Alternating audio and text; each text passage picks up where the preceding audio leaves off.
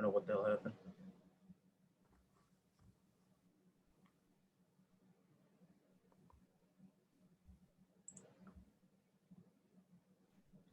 Welcome to an all-new episode of the Work Shoot Wrestling Podcast. This is Corey Richmond, joined by Jason Brooks. Jason, how you doing today?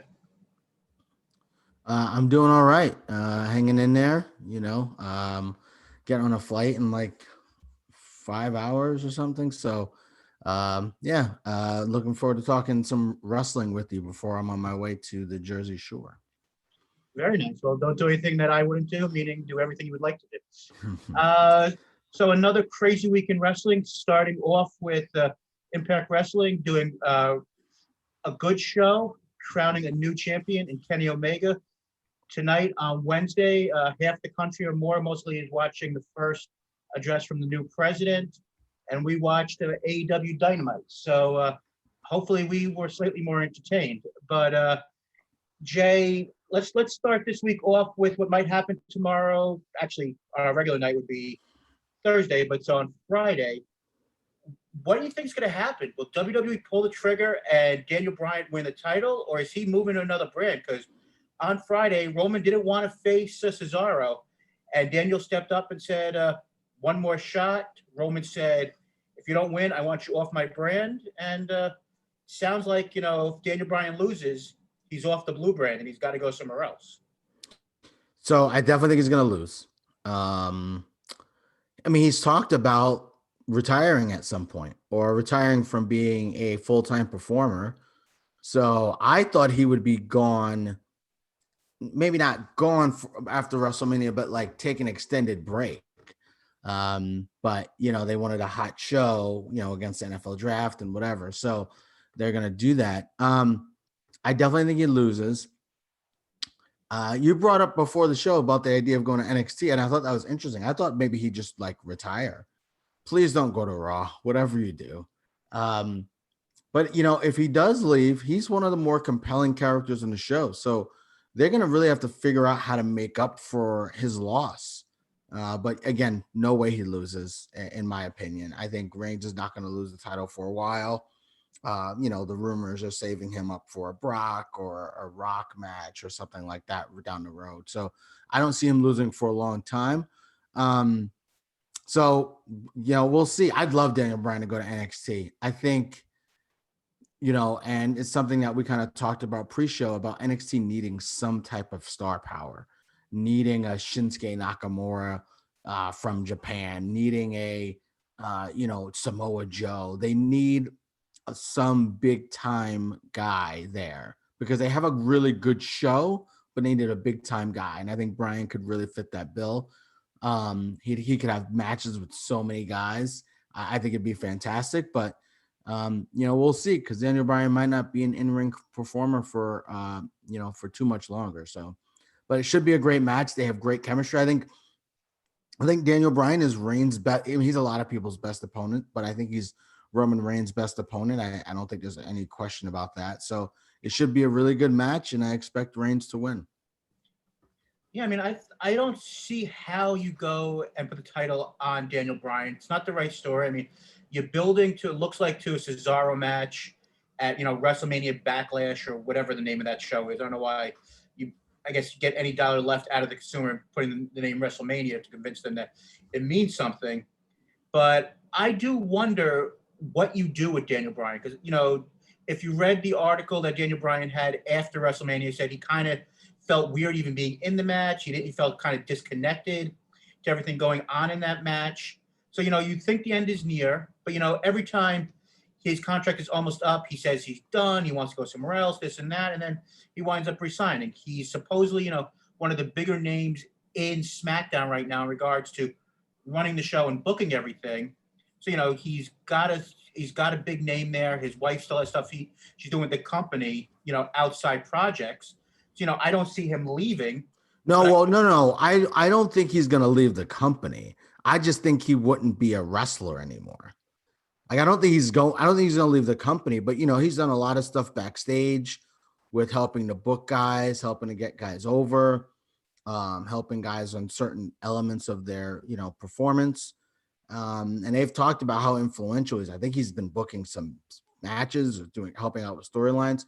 So I think he's going to be around. I just don't know that he'll be wrestling necessarily, especially now the fact that they do the shows in Florida. He doesn't have to. I mean, who knows how long that's going to be? We're hearing now they're going to try to do live events at some point, especially after UFC. So we'll see how things go with outdoor events and things like that and live events. But I mean, he flies from Washington to Florida once a week. He does the show. Flies back home and is a dad. So I don't see him. I don't see him not in the WWE, but probably not from a in-ring standpoint. Yeah, I mean, it's gonna be a really interesting thing. And do you think that if they do a good enough job, which WWE never does a good enough job with anything nowadays, but if they do a good enough job social media wise and everything else, you think this is a big enough selling point? The idea of Daniel Bryan's last shot title on SmackDown and Bryan versus Reigns, and you think that could really bring some interest in? I'm not just saying a big number, but to kind of revitalize a post-media kind of malaise of what's going on with SmackDown and what's going on with wrestling right now. I know ratings. I think SmackDown's been doing all right in the ratings, though. No, they've been doing okay, but yeah, they've been doing fine. You keep talking, you keep confusing SmackDown and Raw. I mean, Raw's doing horrible. SmackDown's all right. I don't know that there's a post WrestleMania malaise. I think SmackDown's still been pretty solid. I as far as the ratings, I know you love getting into the ratings. I have no idea. Sure, no, I don't know. It'll be the second round of the draft, right? And the second round's a big round. People are into it. I love the second round of the draft. I won't be watching it. So the draft does really well in the ratings. So, I don't know. I would expect them to do well, but I wouldn't be surprised if they don't do well. Sticking with SmackDown quickly, because something that we like a lot of weeks, unfortunately, gets the short stick on this show at times. Aleister Black returned with his first of supposedly a lot of skits or vignettes that have been shot. So he's still with the company. What did you think of the first skit? I know that you gave at least your initial thoughts on our Twitter at WorkShootPod. What did you think of the vignettes? Thought it was weird. It didn't really hit with me, to be honest with you. And I know he likes to do these weird things and whatever. I'm just happy for the guy because he's such a great in-ring performer and really deserves to get a shot. That being said, the promos didn't hit with me like at all. So I don't know, but good for him getting a shot, and we'll see if it evolves. I'll give it a chance. Let's see what happens with it. But at least they're trying to give somebody a push on SmackDown. And, they know they need to push some more people. And so I think Aleister Black's the perfect guy for that brand to push. And we'll see if it continues. I really do think it comes down to two words when it comes down to Aleister Black. And this is very simple. Paul Heyman. If Paul Heyman is on the brand with Aleister Black has a chance to succeed. When Aleister Black was on the brand where Paul Heyman had some pull or was writing, he had a chance to succeed and he was part of the show. The minute Paul Heyman lost power, I know Paul Heyman is just a on-screen character, but Paul Heyman does the stuff on Talking Smack where he's one of the hosts and he goes and helps people build their character and he's doing different things. I think as long as he has somebody on the show to speak up for him, just like in Apollo Crews where we see that he's been better since, Paul Heyman's been there, I think that's going to be the determining factor because once Paul Heyman lost his job on that part of creative or just being someone to speak out for these guys, the catering crew, they lost whatever push they had. And the guys who went to SmackDown that were part of that quote unquote catering crew kind of are doing okay now that they're on the same show as Paul Heyman. I'm not saying these guys didn't have talent, but, it helps when you have a guy out there to go and say, hey, look at this guy. Let's get this guy on TV. Yeah, no, and we've talked about that before. Cruz getting a push, and he got a push before even on Raw.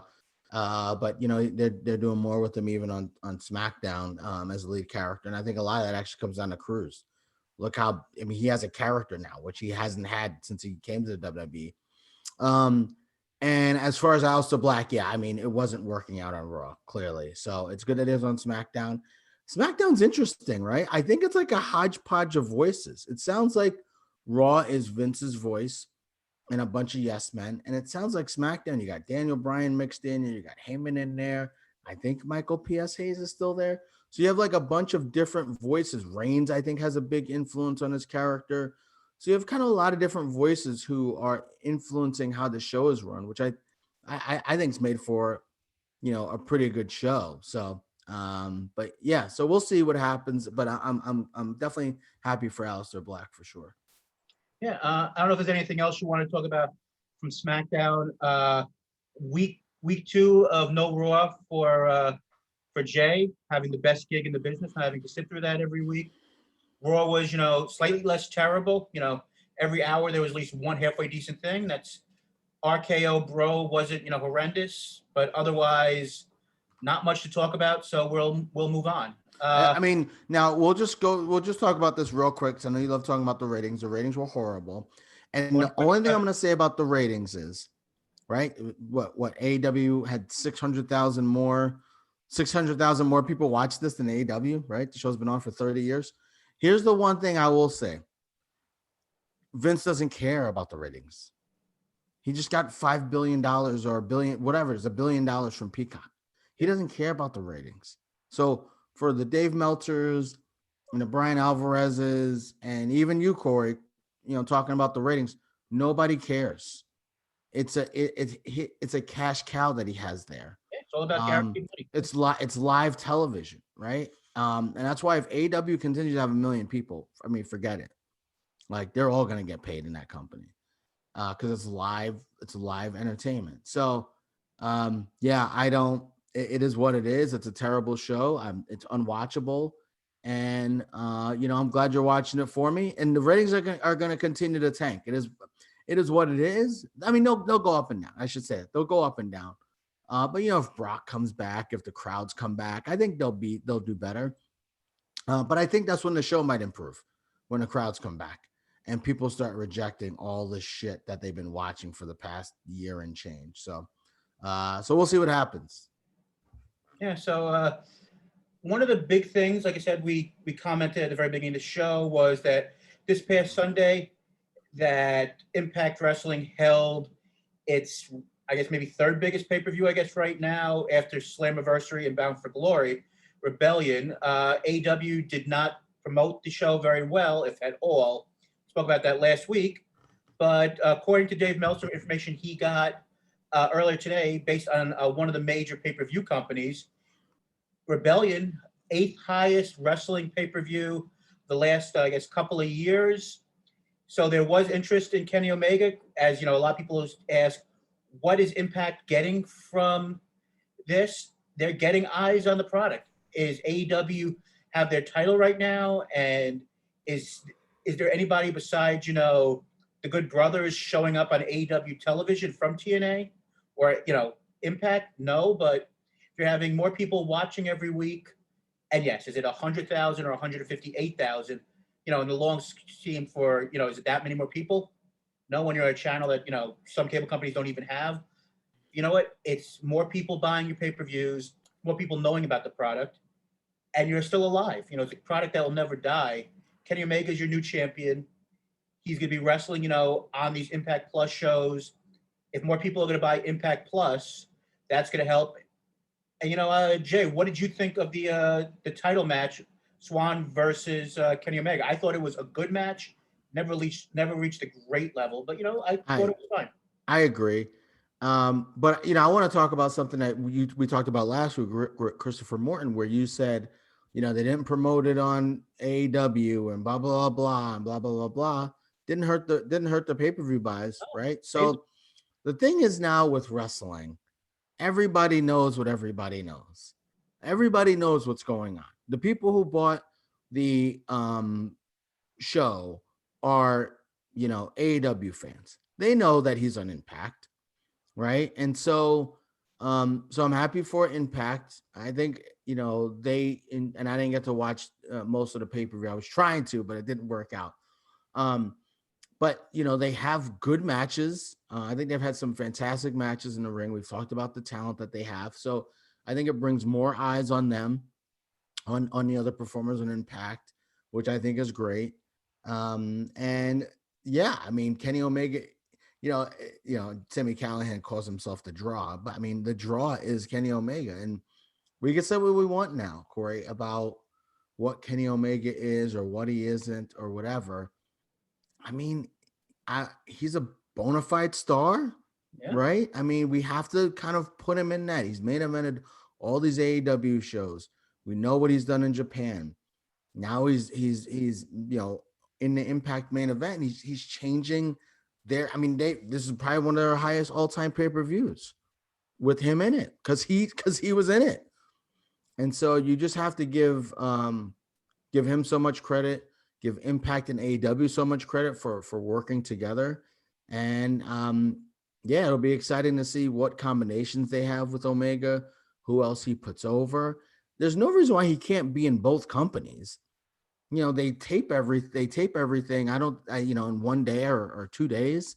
2 days. So it's not like a live thing. So he could do both. The only issue is if he gets injured in one, you know, how do you do it? But good for him. Good for him. And Swan gave up the title, but I think it just brings a lot of interesting possibilities. Him against Trey Miguel, him against Chris Bay. Like they can have so many interesting matches for him to get guys over and put guys in a spotlight that they haven't been in before. Now, the other thing, which I don't know if you actually see, because I know you had some issues with your cable provider getting the show. And I heard a lot of people had some issues here and there, which is never a good look. But hopefully they'll fix that as time goes on.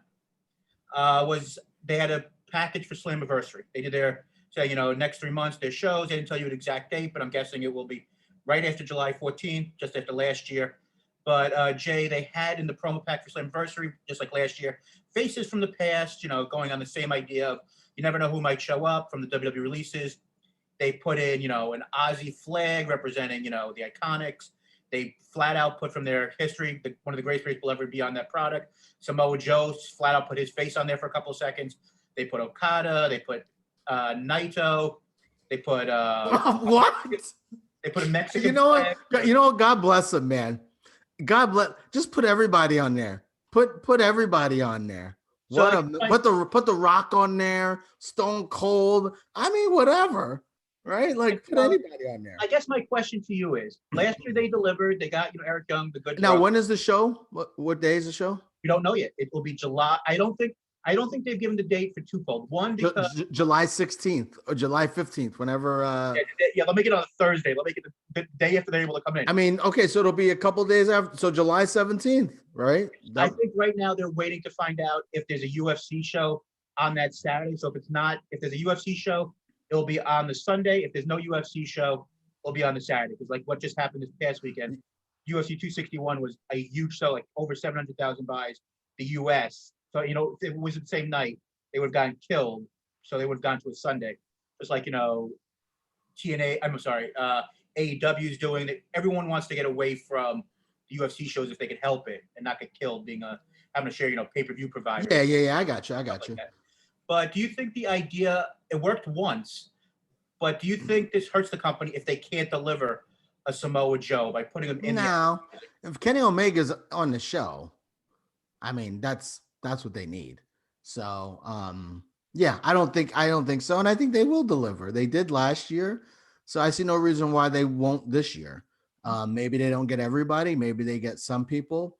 So, Matt Cardona's got kind of the deal with Impact. So, oh no, Sean Spears, never mind. Sean Spears is married to Peyton Royce. I mean, Billie Kay, she's not great in the ring, but personality. She is a great personality, and Impact and AEW doesn't have vignettes or do stuff like that. They basically have match after match after match. So I think she would be better probably in Impact doing those skits backstage. She's actually funny, unlike some of the stuff they have going on there. I think she'd be a good hand. So She'd wrestle with really good women too, so I think that would also help her. So I think Billie Kay would be a great get for them. And then, as far as all these other guys, we can speculate on that as we go along. We don't need to Sure. get into every single name, but yeah, I think they're gonna get some people. I think they'll be all right. So we will continue to look to see what goes on in regards to Chelsea Green and the others on where they land up in 70 days when the no compete clause is expire. But Jay, our favorite time of the week, talking about Tuesday and Wednesday programming. Tuesday we had NXT before the show for something that you usually don't say, and it's not that you're never negative about NXT, but you said to me you felt like something was missing with NXT. I want you to little expand on that as we get into some quick thoughts about this week's NXT. Yeah, I don't know. I watched the show. It was a good show. It was a standard NXT show. It reminded me of the NXT shows when they used to be on the network. Just a longer version of it. Yeah, I thought it was a good show. It was fun and funny with Cameron Grimes and DiBiase and stuff like that. But I feel like the show is missing something. Maybe partially because it's weird. Karen Cross wasn't on the show, the champion. Finn Balor was on the show. Maybe Riley. Yeah, well, he was kind of on the show. Well, he was, made a slight appearance. But the big thing is like they're missing something. Again, and I talked about it earlier. Daniel Bryan, a big time star. They're, like if Jay White would have come to NXT, like they're missing someone like that. And now, they're not. It's gonna be hard for them to get that. People are gonna go to AEW. Impact is even a place where people can go. Ring of Honor is a place where people can go. Now this Forbidden Doors open. It's like, would you go to NXT or do you go to Impact and then you can wrestle in AEW maybe, and then you can wrestle in MLW. Like you have so many different options. Look at Tom Lawler, what he's done. He decided not to go to the WWE. I don't know how much of an option that was, but I think it was an option. Now he's New Japan Strong Champion, right? And he's also an MLW still. So I think it's interesting. So I think the show is missing just like a star. It's missing a star, and it hasn't had that. And I love Balor, so maybe you could say Balor, but I think Keith Lee was ascending. And I think the show's also missing, and I know they have the smattering of fans. I think the show's missing the crowd. I think the show is missing the audience and the crowd as well. And we don't know what's going to happen, how that's going to come back. But so I think the show's missing some things, but still a solid wrestling show. But not a show, having a segment that's that Jericho had with the Inner Circle and Pinnacle, right? Where you have this superstar on the show and there's just nobody in NXT that's like that. So to me, that's what the show was missing. It was a good show. Adam Cole is tremendous, but I don't know. I felt like the show's been missing something. Yeah, I mean, you just brought it up. I thought one of the best segments of the week was the Adam Cole segment. I didn't know who the guy interviewing him was. I suppose he was, I guess, big time sports journalist. I guess nice catch for them. Better than the guy who's doing Monday Night Raw, but that's another subject for another time. He was able to get words out. I thought that was a great segment. I thought the Cameron Grimes segment was solid. I think I'm just I'm a little tired of the stuff with the way Dexter Lumis does nothing for me. That's true. I mean, Dexter Lumis doesn't do a lot for me. I think what I think their comedy isn't funny. I mean, some of the thing is, I think the Ways comedy is funny. I don't like what they've done with Dexter Lumis. I think what they've done with him hasn't really been funny. But when it's been them on their own, I think it has been kind of funny. So, but I mean, to each their own. And like I said, I like what they're doing with their tag team division. I mean, I like what they're doing for the most part with the women's division. I mean, I what kind of lost me this week, and we're going to move on in a second because we're running a little low on time. It's like every week, unfortunately, is what they did with Raquel Gonzalez this week. For weeks, I thought she was a babyface. This week, all of a sudden, she was a heel. Jay, you may not have had a big problem with that, but I was kind of lost. I felt like I was missing a piece of the puzzle. Yeah, I didn't understand. I didn't understand what they were going for there. I mean, I get it in terms of, like a blood feud. Like these women want to beat each other up and they want to kick each other's ass or whatever. But I just think the heel thing is not really great. I don't really know what they were I don't really know what they were going for there. It would have been better for Mercedes Martinez to be like, beat Dakota Kai up and then go out and attack Raquel Gonzalez. And then if Raquel Gonzalez does that, it makes sense. But she basically interfered and they protected Dakota Kai. I get that. But yeah, I thought that was strange to me. The other highlight was Swerve's promo. Him and Leon Ruff, they are fun to watch in the ring. And I think Ruff is really improving and has some good promos. And I'm going to do a mea culpa on Leon Ruff because I hated it when they gave him the title at first. I thought it was so stupid. I thought he was just a jobber. He is fantastic. He's really, really, really fun. And I think Swerve's heel personality has come out. I love what they're doing with, like, he is a rapper and he's in the studio. I love what they're doing with him and kind of having that confidence, that swag that he's had, but he hasn't been able to exude on camera just yet. So I thought that was really solid too. Kind of what they're doing with Leo Rush and MLW. That's kind of a similar character in that respect. Yeah. Yes, I think that's similar. I think that's similar. I think Swerve hits it a little better for me, to be honest with you, but they're both pretty similar. Yeah. Like I said, I like a lot of stuff they're doing, but I agree with you. It feels like something is missing. Going to tonight's show that we watched right before this one, AEW this week, tape show. I thought it was a solid show. I don't think it was a home run by any stretch. Do I think they'll maybe have another million views? I don't think they will, because hour 2 is going up against the first time a lot of people are going to hear President Biden's speech, his first presidential address, especially with everything going on with this country. I think a lot of people will be watching that. That's not an excuse, but I think that's just a fact of life. I do think, what'd you say? Oh, yeah. I think it was a good show, not a great one. I thought the parlay segment was very well done. I thought Jericho's promo was great. I thought Jericho was good. I thought that one of the mistakes, and I know that you could say, I don't know how much it was the fact of that they got a lot of crap last week for the Pinnacle segment, where the only person who spoke for the majority was MJF. And this time they had, Spear speak, and they had Cash and everyone else, say a couple lines to maybe make up for it. But I thought you got some more personality out of there. I think you got a lot more out of Sammy. I think everyone else, the people who didn't speak last week, got their shot this week. So I think it kind of made up for it. I don't know if you agree with that on that respect. Yeah. You made a good point. I was thinking about it this week about Santana. I mean, I really think he could be a star. He's very good in the ring, and he's got a different way about him. And I like Ortiz too, but I just think Santana's just got more of swagger, more of a swagger, more of a, like, this guy could be a star. I feel like Ortiz is more of a mid-card guy. And no offense to him, I think he's funny as hell, but I don't know. Santana just got a different vibe to him, and I hope that, eventually, and I know, listen, we do the whole, Latinx superstar. They're going to have one again, or one of these wrestling companies is going to have a big one. And obviously Phoenix has been pushed, but, they then don't go all the way with him. And Santana doesn't wear a mask, so and he's just got a different swag to him, a different thing to him. So, but yeah, no, I thought that segment was great. I thought Jericho's promo was amazing. I enjoyed his promo more this week than I did the one from a few weeks ago.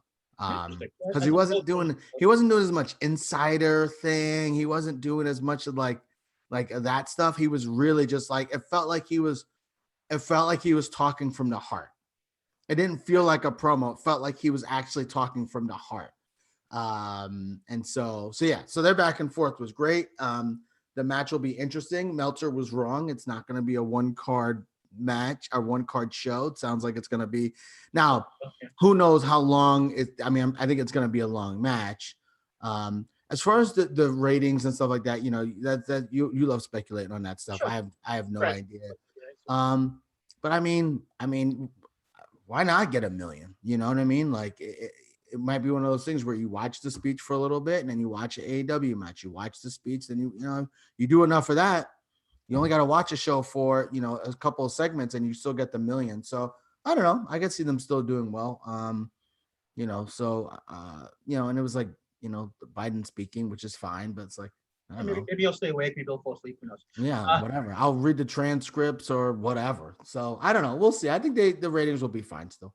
We will definitely see. What did you think? Couple of quick things here. What did you think of them finally pulling the trigger after months of setting up, and they even said in the promo, December, we said if we lose, we're done as a tag team. Of finally setting up the next step of Kazarian and Daniels, finally saying, you know what, we're going for the titles, we're the number one team. Let's start this off. Do you think was such a so far away that if you don't watch, Dark, you had no idea this was going on and kind of out of mind? Or do you think it was a good time to finally do this? I mean, what do you think of them finally pulling the trigger on this after, basically talking about this in December, and now it's almost May? I'm okay with it. The thing is, you're right. Like, we haven't seen them wrestle in a while. Unless you're watching Dark, which is, I hate that, notion of like, oh, well, you know what I mean? So I think maybe they could have had, again, they have so much shit that's happening on that show. I think maybe they could have had them wrestle the last couple of weeks, just to kind of get in there. But I am glad they're doing this like long-term storytelling. And I think, Christopher Daniels, he's, what is he, 50 years old? I think it'd be fine if he retires, and I think he's going to be employed in AEW for his life. So, I think that'll be fine. He'll be a guy who helps the guys out backstage. I'm glad they're doing it. Corey, I want some vignettes for a story, for God's sakes. You're going to have this big match between these longtime friends. Christopher Daniels is a hero to the Young Bucks. They've talked about this. We've heard this in interviews. Please play up these stories that about what Frankie Kazarian and Christopher Daniels in the California wrestling scene. There was one story, I think, with the Bucks where they said Christopher Daniels came to like one of their wrestling shows and they didn't have enough money to pay him. He didn't even know he didn't know who he was wrestling for, and it was these two punk kids or whatever. It's like they need to play up the natural story that's there, especially if this is Christopher Daniels' last match. So I really hope they do that. I don't have any faith that they will. I mean, I love AEW, but some things they just don't do great. And have it be on AEW Dynamite, not Dark. Because maybe they'll tell that story. Maybe they'll tell that story on Dark or Elevation or whatever. Tell that story on Dynamite. Tell the 1.1 million people why this match is important. Now they basically said it's going to happen on the May 12th show, but would have you done this show at Double or Nothing, or would have you done this to kind of help with a TV rating on the May 12th show, which we'll talk about next? But you already have the legend, Blue Justice, Yuji Nagata facing John Moxley. Yeah. It's gonna be a fun match. I would have done it on the pay-per-view. Because those guys, they can really go to town and go at it. Obviously they're setting up something with Moxley and Eddie Kingston and whatever. So I don't know, but if the Bucks, when's Double or Nothing? The end of the month? It's Labor Day, whatever the next major holiday is. Memorial Day, so that's the end of May. So that's the end of May, right? Memorial Day. So the end of next month. So they would have a month to do it. The problem is if the Bucks beat Daniels and Kazarian on May 12th, who are they going to wrestle? I think they might wrestle Eddie and Moxley for the tag titles at Double or Nothing, which I think is a pretty big match. And then Omega against Christian or someone. That's an interesting. Or the guy with maybe the biggest upset of the night, which I'll be honest, I did not see coming. Brian Cage beating Adam Hangman Page. I love that. I love that they did that, because when Page gets that title shot, he's going to win the belt. Well, I think that's in that way you made it that you can hold off until All Out now. Yeah, I think there's zero chance Cage gets the shot, but I think they're trying to heat him back up, which I like. That's good booking. Cage is the number one contender. We know he's beating everyone. We know he's an established star, and all of a sudden you have another guy beat him.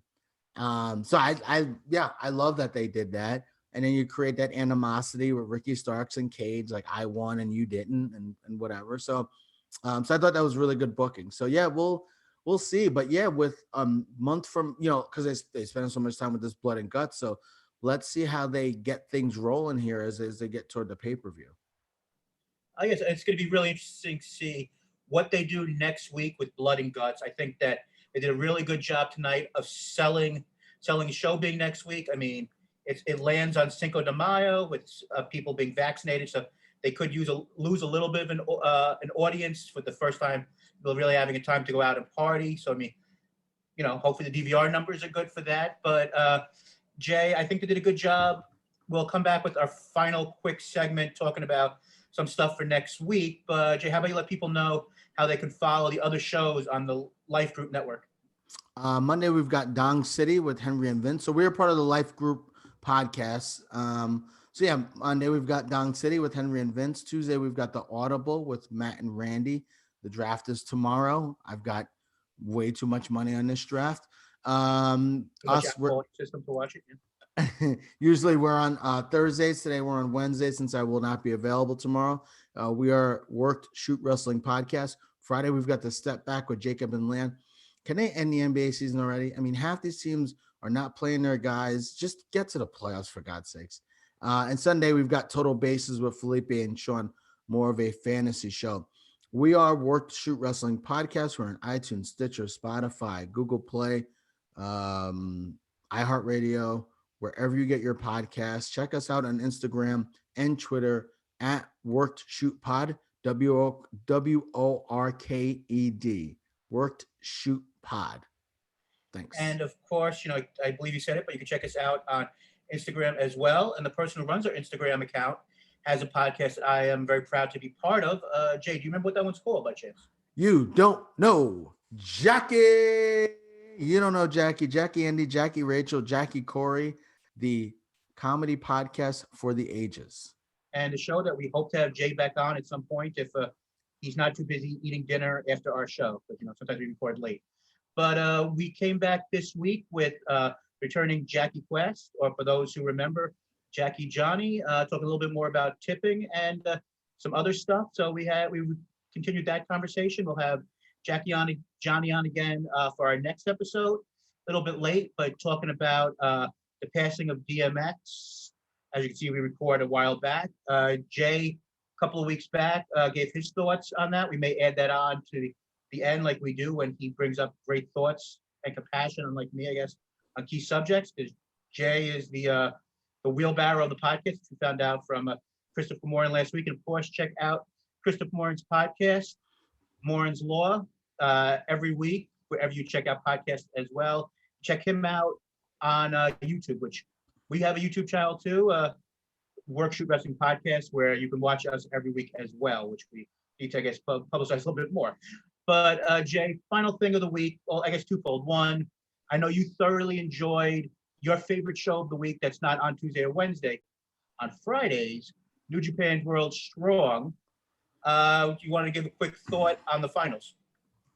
I thought it was tremendous. I mean, it was what the New Japan Strong tournament. I was like, oh, it'll be fun, a little quick. Like, man, having these matches quick.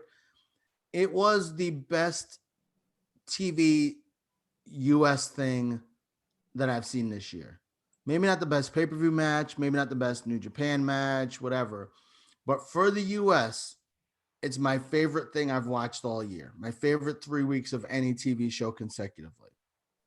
I thought the title match was absolutely tremendous. I thought it was great. I've watched Lawler in MLW for a long time. We saw him live lose the title to Jacob Fatu. I've seen Brody King a bunch of times too, but they just wrestled a really, really good match. And to not have a crowd there, Kevin Kelly did a good job. It was just they told a great story. It was just a tremendous, tremendous match.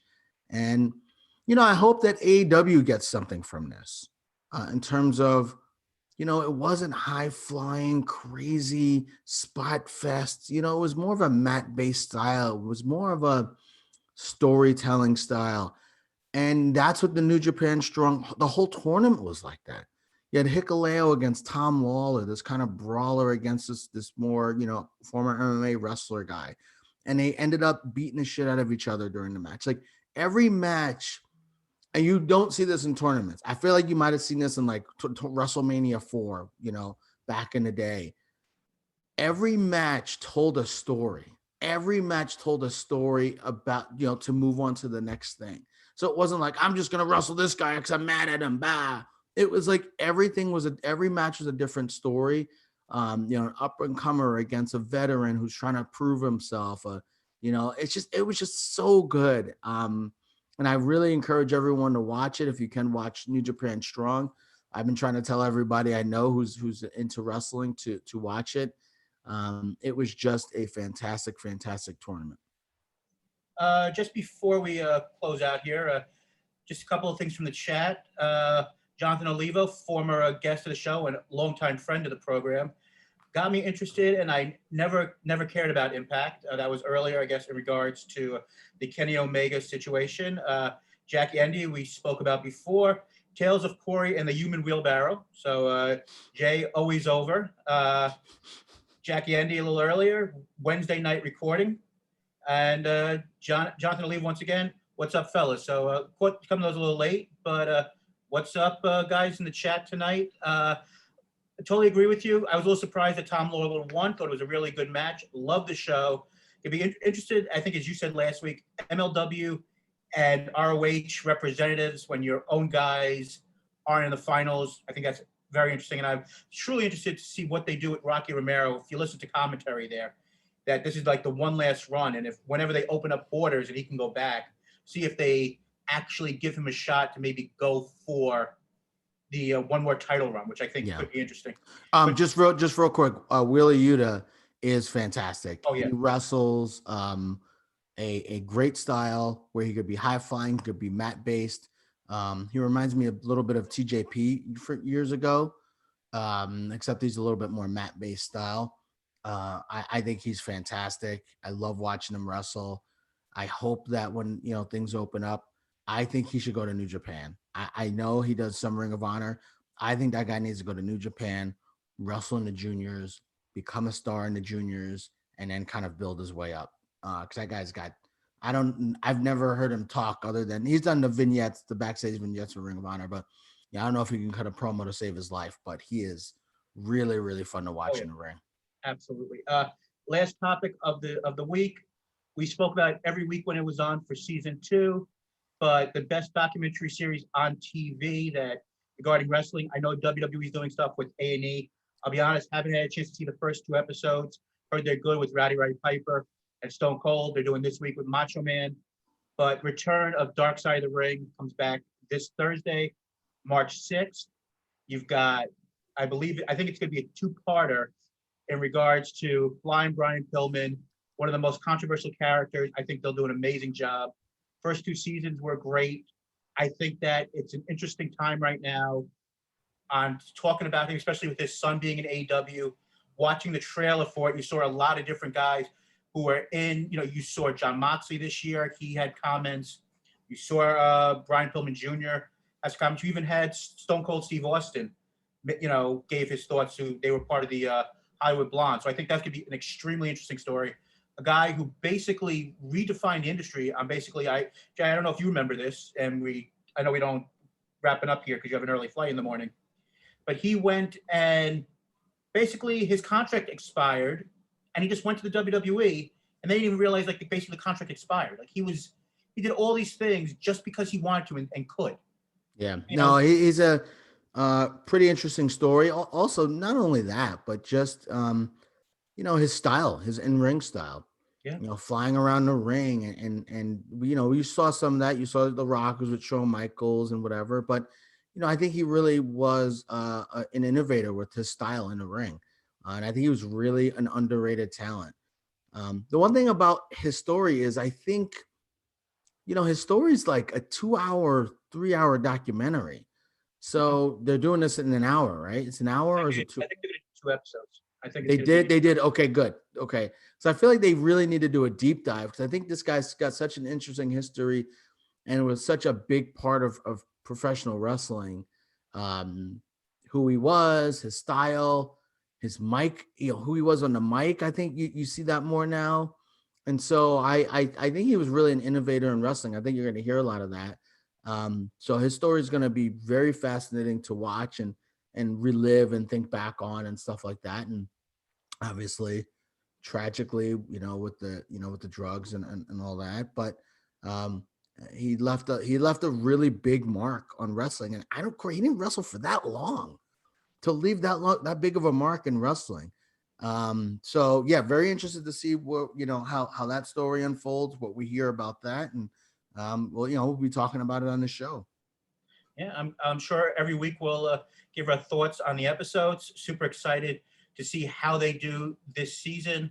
Last season, they had great momentum with, each week they built. I mean, I don't know if there will be anything as good as, Chris Benoit from last season and the Owen Hart episode, but they've got me as a fan. And, with MLW coming this Saturday, to Viceland, it's great momentum for Viceland and everything they're doing in wrestling. They've got me as a fan to keep on watching. But Jay, unless there's something else you want to mention, I think you have a flight that you got to catch. So catch a couple of Z's and enjoy your weekend of debauchery and maybe watching a couple of minutes of the draft. I'll say this before I go. Vice is no dummies. You talk about the profile they've gotten with wrestling. If they can become, a kind of quasi wrestling network and get MLW, they've got Dark Side of the Ring and can get maybe another company, who knows? They could really start to establish themselves because live entertainment, sports or otherwise, is really, really important. So anyway, that's it. I think we're done here. See ya.